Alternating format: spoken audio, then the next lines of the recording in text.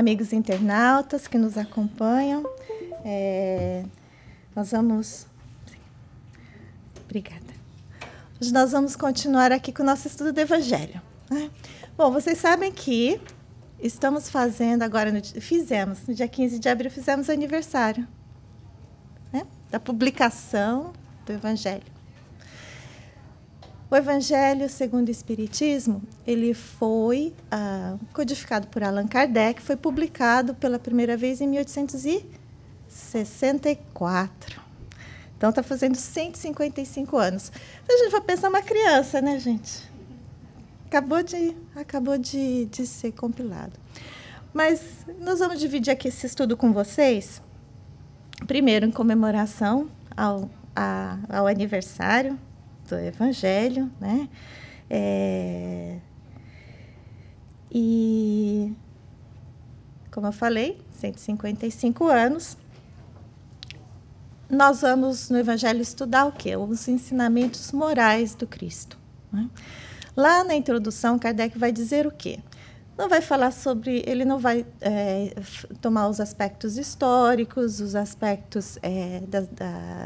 ele vai se ater aos aspectos morais dos ensinamentos, porque nunca houve controvérsia quanto aos ensinamentos morais que ele deixou para a gente, né? E ele vai envolver todo esse estudo, o Evangelho segundo o Espiritismo, ele vai tratar sobre, basicamente, a maior parte dele, as bem-aventuranças, certo? Onde estão essas bem-aventuranças? Estão na Bíblia, no Novo Testamento. No Evangelho de Mateus está no capítulo 5. Então, a gente pode voltar para casa, fazer o nosso estudo, né? Está ali, Mateus, no capítulo 5, versículos 3 a 12, são os bem-aventurados, certo? Bom,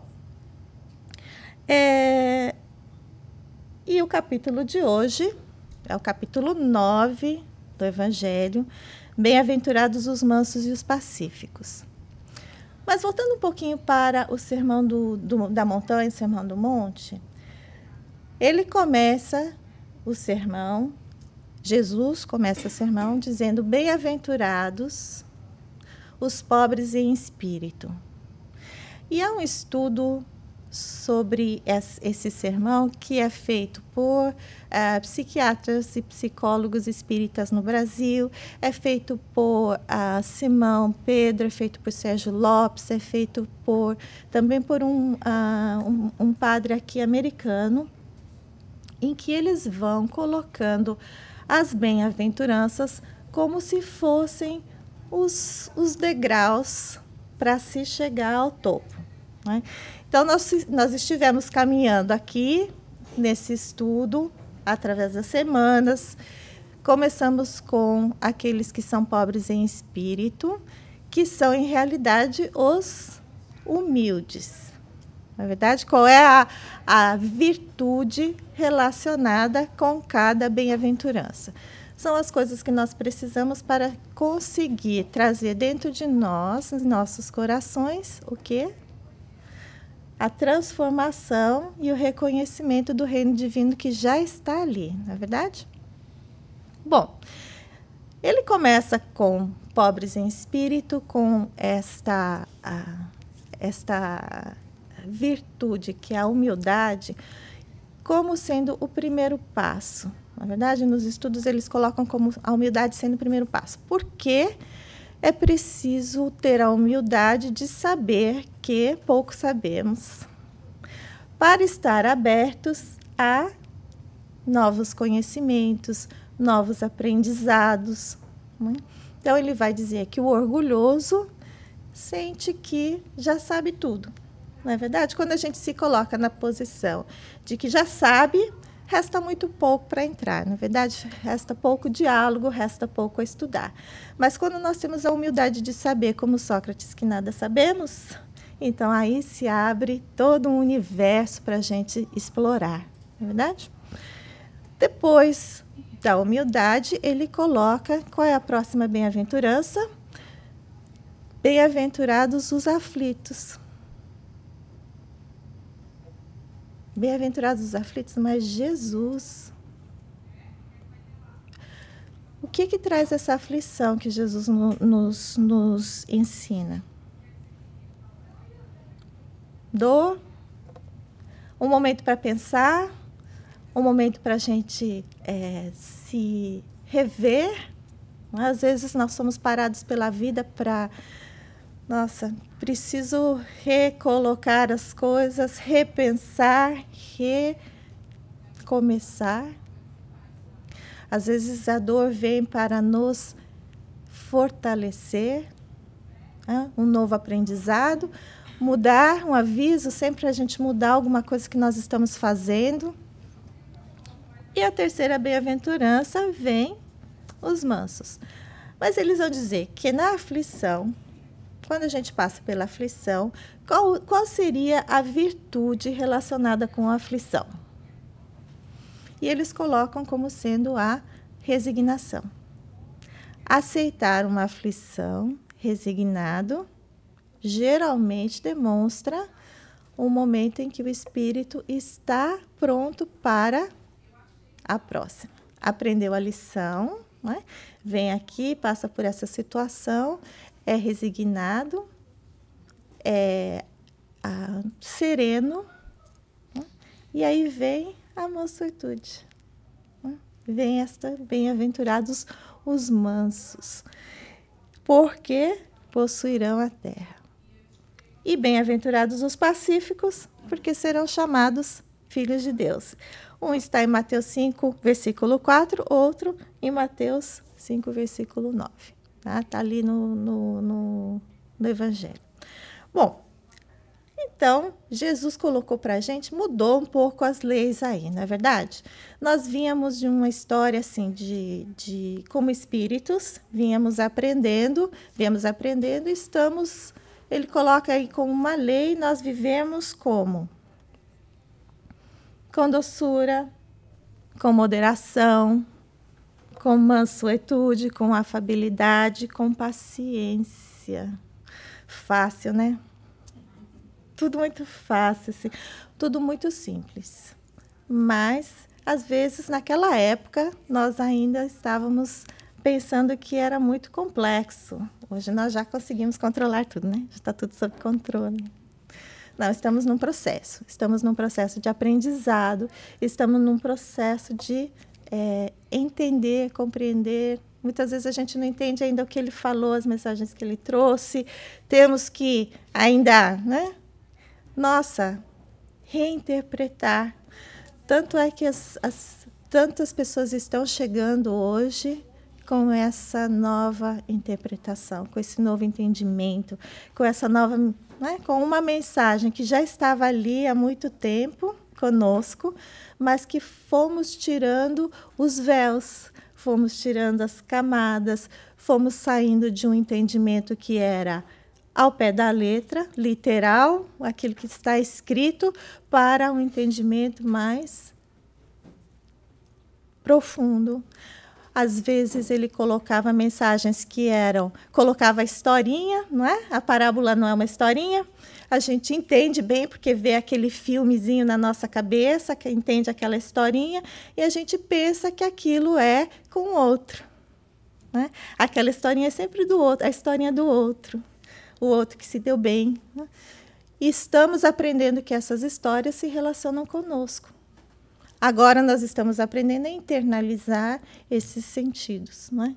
Estamos aprendendo que temos dentro de nós, dentro da nossa própria personalidade, o bem, o bom e o não tão bom. O que sabe e o que ainda não sabe.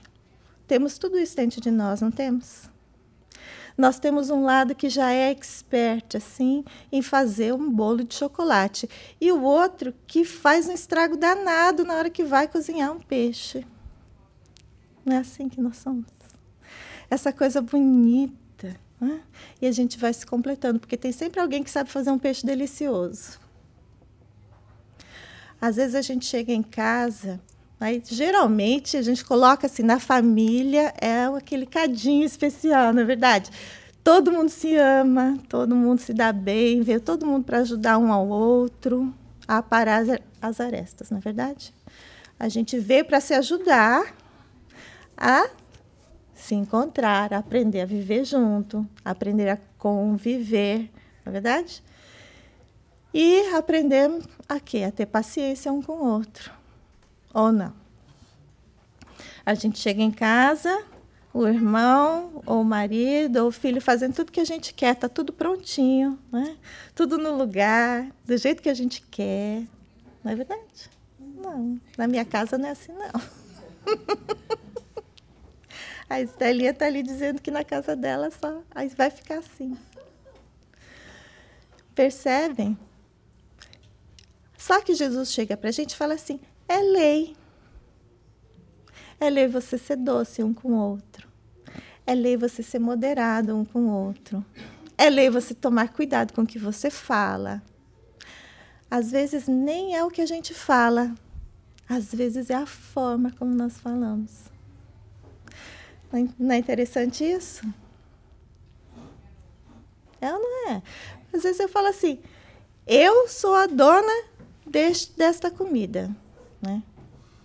Aí outro fala assim, eu não falei isso. Ou ele fala assim, eu não falei isso. Eu não falei. Olha que difícil. Aí você recebe um texto, né, de mensagem assim, fala assim, aí a pessoa falou uma coisa e você leu o quê? Outra.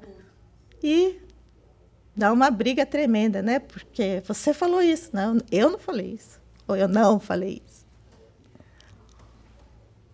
Às vezes é só a forma com que nós falamos a mesma coisa. E se nós não tomarmos cuidado, podemos causar muitos problemas. Não é verdade? Agora, quando nós temos essa afabilidade e essa mansuetude no falar, as coisas ficam mais fáceis. Se eu percebo que a pessoa entendeu de uma forma que não foi o que eu quis dizer, se eu tiver a doçura, a afabilidade de chegar e falar assim, olha, o que eu falei para você, tá tudo bem, o que eu falei para você foi isso. Aí a pessoa fala assim, nossa, eu entendi aquilo. E acontece muito mais, com muito mais frequência do que nós percebemos.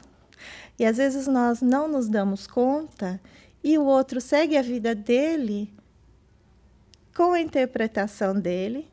E sabe quando que a gente vai se encontrar de novo para esclarecer as dúvidas? Não é? Por isso que Jesus falava assim, olha, se acerta enquanto você está no caminho, porque pode ser que a próxima vez demore muito tempo para você se reencontrar com essa pessoa. Não é? Às vezes pode levar vidas, pode levar encarnações. Mas enquanto você está aqui, dá um jeito de falar com ele, dá um jeito de resolver seu problema. Você vai seguir mais leve, você vai seguir com menos problemas. Então, nós vimos aqui que a humildade, não é? O primeiro é o pobre em espírito, tem a ver com a humildade. A humildade tem a ver com, vem de humus. Humus vem de terra. Então, a humildade é aquela virtude que nos coloca com o pé no chão. Aquele pé no chão de dizer assim, olha, realmente eu não sei tudo, falta muito para eu aprender, então vou me abrir para esse aprendizado novo.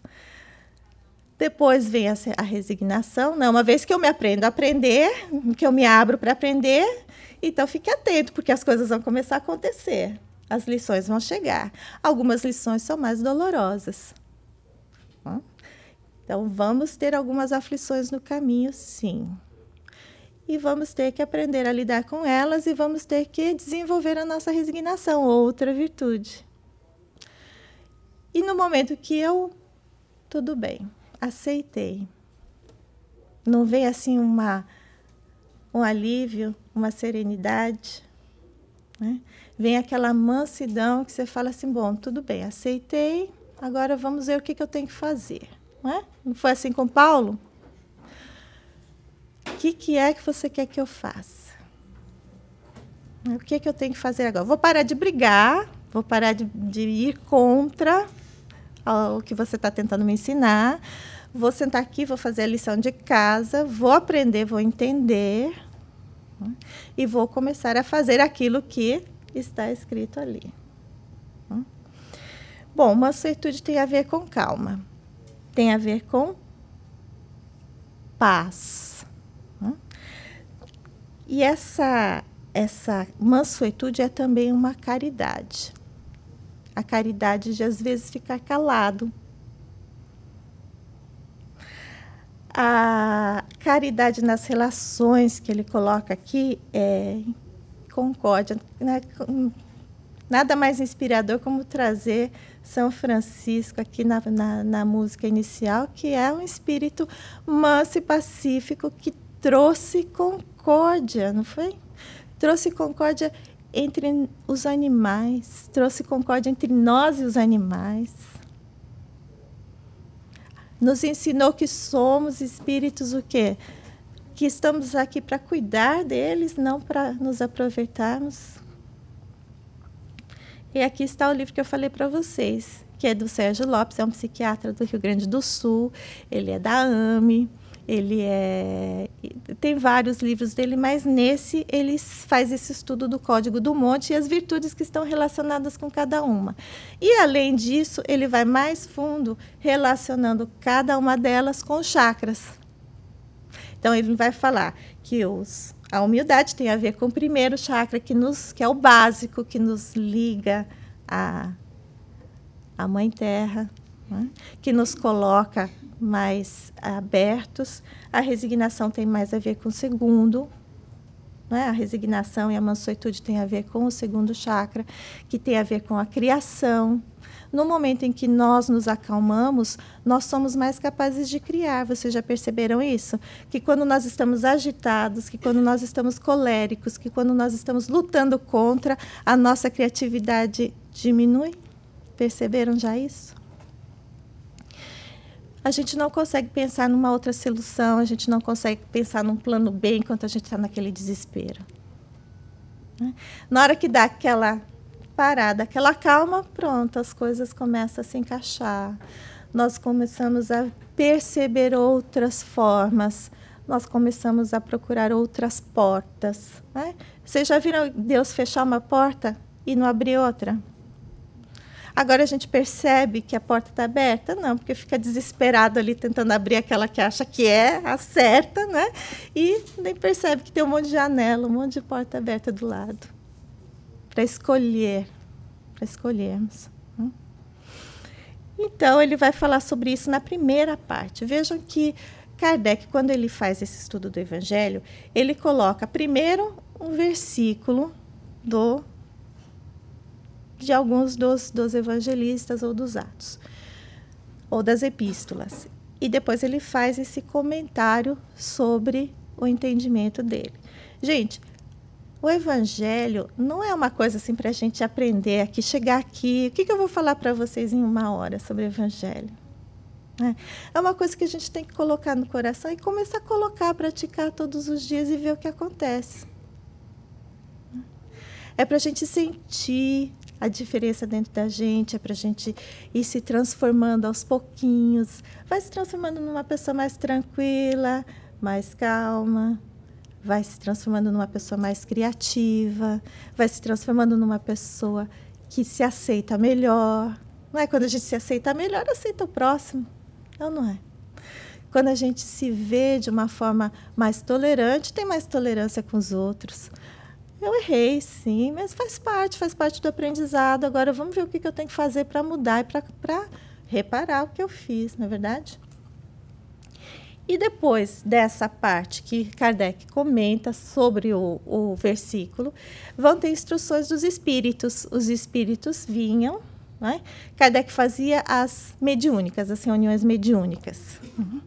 E ele trazia uma porção de perguntas para os espíritos, que respondia através dos médiuns nas reuniões em que ele ia.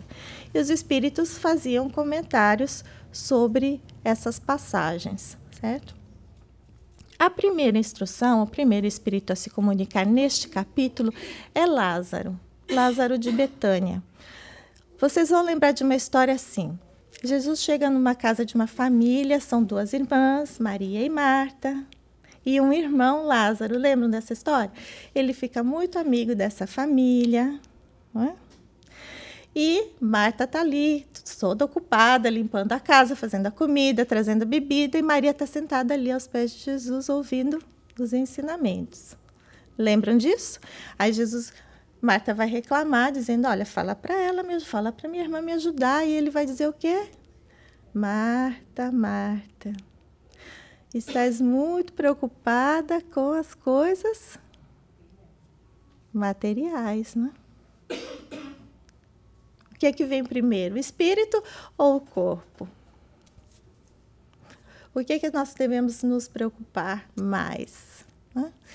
E muitas vezes nós nos perdemos no dia a dia, nos serviços que a gente tem a fazer, nas coisas que a gente pensa que são mais importantes e deixamos de lado aquilo que talvez seja o mais importante. Não dizendo que abandone o material, não é isso. Estamos aqui para aprender com isso também. Bom, a história de Lázaro também, ele fica enfermo, ele fica doente. João conta isso, o João Evangelista. Vai contar isso lá no capítulo 11. Vai dizer assim, Jesus estava ali com os apóstolos, chega alguém pedindo ajuda dele, porque Lázaro estava enfermo. E Jesus diz, ok, nós chegar lá. Essa enfermidade, Jesus vai dizer, essa enfermidade não vai causar a morte dele. Bom, chegam lá em Betânia, na casa dele, fazia 4 dias que ele tinha morrido e tinha sido enterrado. Enterrado não, né? Na época de Jesus, como é que se colocavam? Se colocavam os corpos dentro de uma caverna, né? E fechava a porta da caverna com uma pedra bem grande. Bom, chegam lá, já fazia 4 dias. Marta vem correndo, chorando com Jesus, dizendo que se você tivesse aqui, ele não teria morrido, né? Dali a pouco chega Maria e ele fala o quê? Tire a pedra, né? Lázaro não está morto, ele dorme. Chama Lázaro, ele sai ali da caverna, que seria o caixão, o local lá onde o corpo dele tinha sido colocado. Bom, os judeus diziam que você não pode tocar numa pessoa morta, né, ou num animal morto porque você se torna impuro. E essa impuridade durava ali 7 dias. E eles fazem um plano, todos ali, entre os judeus, entre os fariseus, fazem também um plano para matar Lázaro. Está lá em João 12. Então, vejam que Lázaro, uma vez chega ali no templo, e ele é expulso do templo, porque tinha morrido, né, e voltou. Isso está lá em Lázaro Redivivo, é um livro do irmão X, Humberto de Campos, psicografado por Francisco Cândido Xavier, contando essa história de Lázaro. Ele sai do templo muito triste, expulso dali, que era o povo dele, e vai para a mansão do caminho, onde estavam Simão Pedro e os outros apóstolos. Vejam que a experiência de um espírito que passa por uma situação dessa, você tem uma família e por causa de uma situação você é expulso daquela família, porque eles não aceitam que você seja aquilo. Então vem Lázaro e vai dizer assim, da importância da benevolência com seus semelhantes. Uma pessoa que sofreu por ser diferente, por ter sido ressuscitado, por ter passado pela morte e voltado, e por causa disso ter sido expulso da sua própria casa, ele provavelmente compreende muito bem a importância de receber essa afabilidade, essa doçura, não é verdade? Ele recebeu isso lá com os apóstolos, com os cristãos. Benevolência com os semelhantes, que é um fruto do amor ao próximo, materializada em afabilidade e doçura. Então, quando ele fala assim, amar a Deus sobre todas as coisas e ao próximo como a si mesmo, esse amor tem que ser expresso como? Materializado como? Com afabilidade e doçura, não é? Não é assim? Cuidado com as aparências. Olha Lázaro com a experiência dele. Cuidado com as aparências. Existem muitos espíritos com sorrisos nos lábios e veneno no coração. Olha a experiência que ele passou falando por isso. Né? Entendendo as histórias dos espíritos que estão nos dando essas instruções no Evangelho. Não é verdade? Depois, a segunda mensagem vem de um espírito amigo. E Divaldo vai nos contar que esse espírito amigo é sua mentora, veneranda Joana de Ângeles, mentora da nossa casa também. E ela vai falar sobre a paciência, que é a ciência da paz. Não é verdade? Falar sobre a dor é uma bênção. Então, nós temos que ter paciência para ultrapassar. Caridade também. A paciência é caridade de perdoar aqueles que nos causam dor e que provam o quê? A nossa paciência. Então, quando a gente reza assim, Deus me dá paciência, pedindo paciência, o que vai acontecer? Ele vai encher a gente de paciência, não é verdade? Vai descer uma luz assim do alto. Não, né? Vai acontecer uma porção de coisas na nossa vida, pessoas, situações, que vão fazer o quê? Aumentar a nossa paciência. Como é que a gente aumenta a nossa paciência?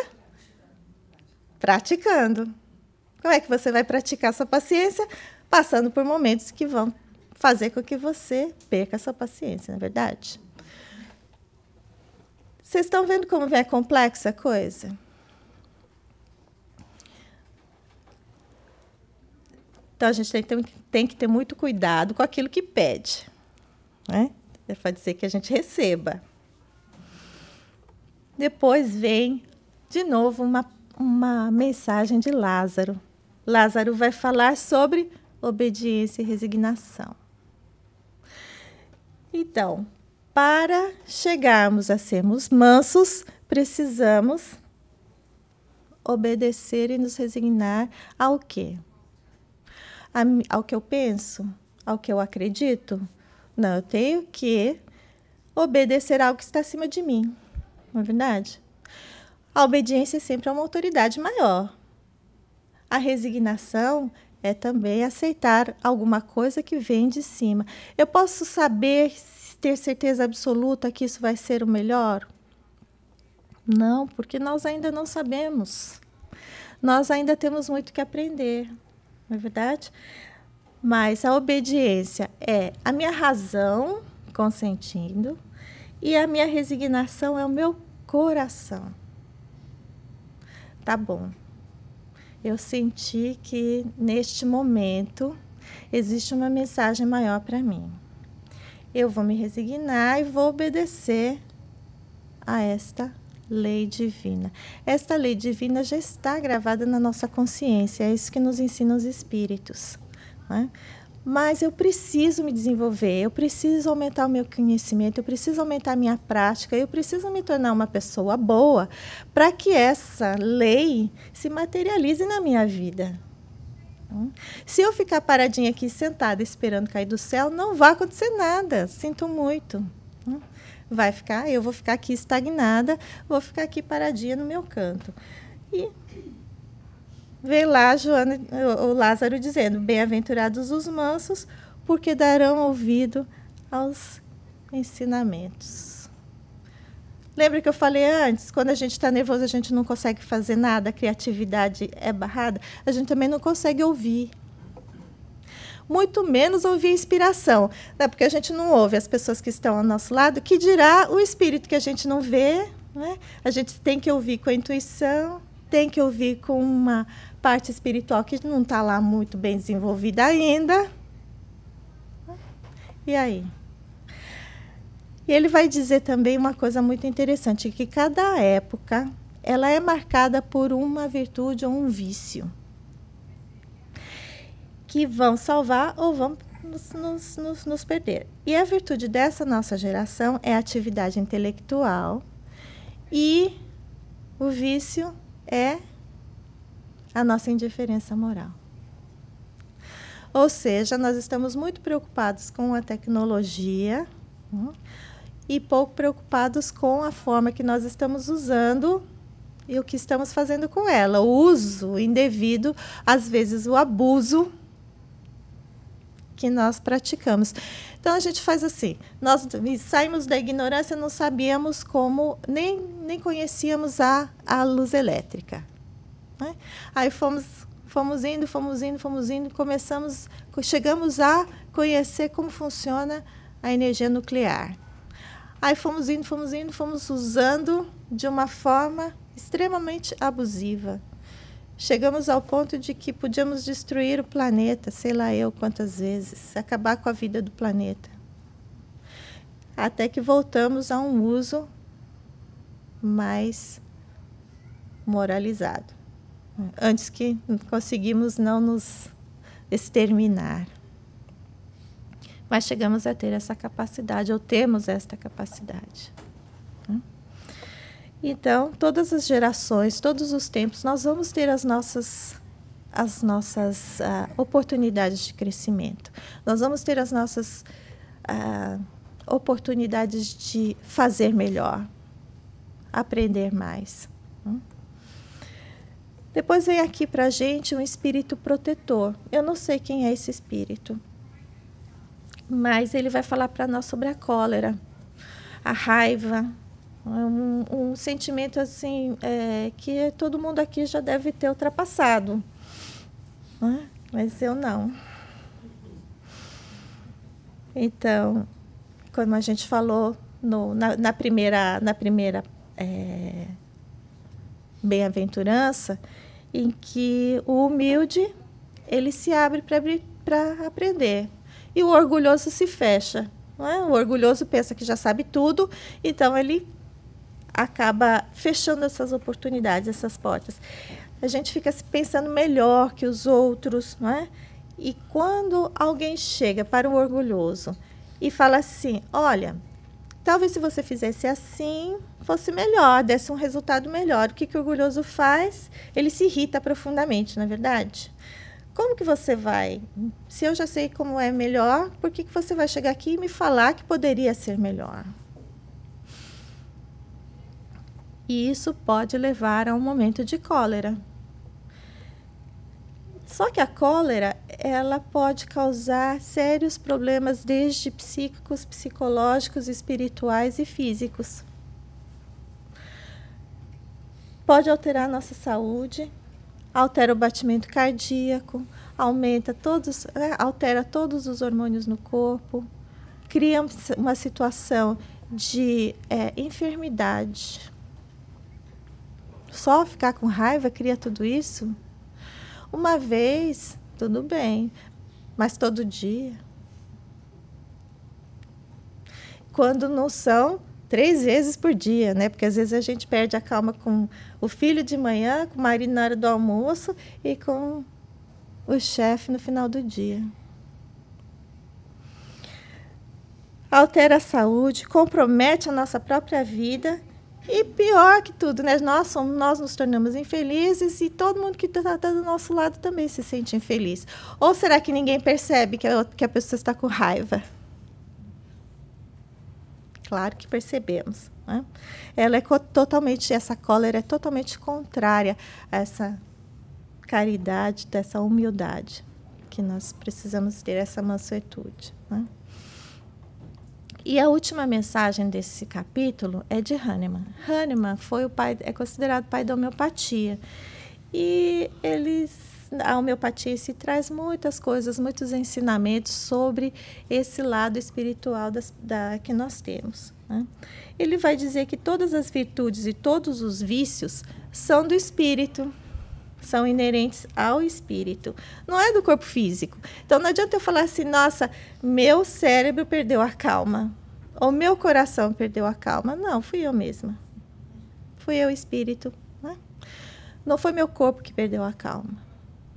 Não foi meu corpo que não se resignou. Foi o meu espírito. Né? Sem isso, sem se não fosse assim, onde é que estaria o mérito e a minha responsabilidade? O meu mérito e a minha responsabilidade. O meu mérito de crescimento, né? De assumir a responsabilidade do que eu fiz, do que eu estou fazendo. Se o meu corpo fosse culpado de tudo. Se fosse o meu corpo o causador das minhas dores. Então, fechando aqui para a gente só encaminhar para o nosso finalmente. As bem-aventuranças vão continuar.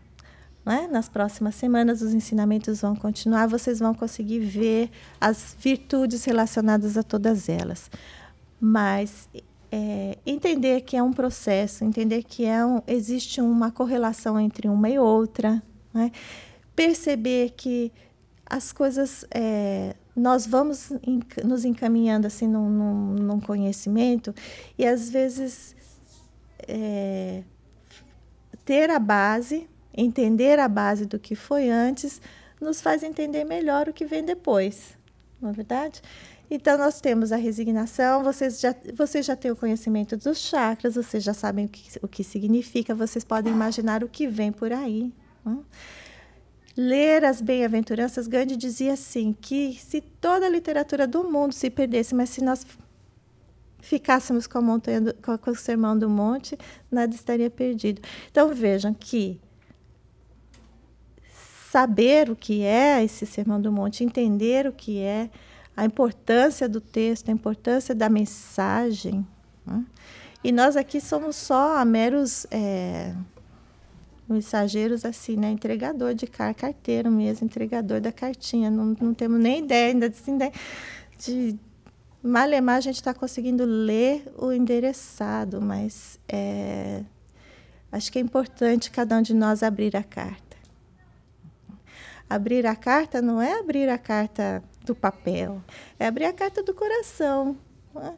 Abrir a carta daquilo que a gente veio fazer aqui. Cada um de nós tem uma missão, cada um de nós tem uma posição, seja na família, seja no trabalho, seja onde você estiver.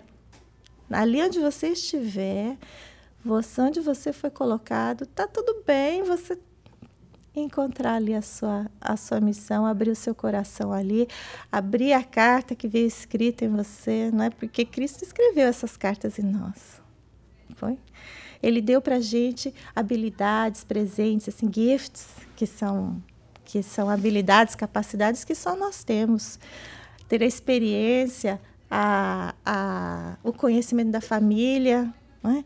Alguém de vocês assim que tem, não sei, eu tenho 4 irmãs e as memórias com o que eu vou dividir as memórias das férias em famílias que a gente teve? Com alguém que não estava lá, eu vou estar contando uma história, né? Mas com o irmão que esteve ali presente comigo, nós vamos estar revivendo aquela experiência. Essa informação, às vezes, só você que tem. Né? Você é a única pessoa que o seu irmão tem com quem trocar, com quem rememorar. Às vezes, nós somos filhos únicos. Né? Às vezes, nós somos aquela mensagem para os nossos pais. Somos mensagens para nossos filhos. Somos cartas para os nossos filhos, para os esposos. E começar a abrir, né? Começar a tirar, abrir o envelope e ver o que tem lá dentro. Começar a trabalhar com isso, eu acho que é fundamental. Todo dia é dia de a gente se rever ali para ver o que vai sair de novo com esse conhecimento que o Cristo nos deixou, né? Que Jesus nos trouxe, com a sua vida, com o seu exemplo, mais do que com palavras, não é verdade? Então, veio aqui uma mensagem de Chico Xavier que eu trouxe para vocês.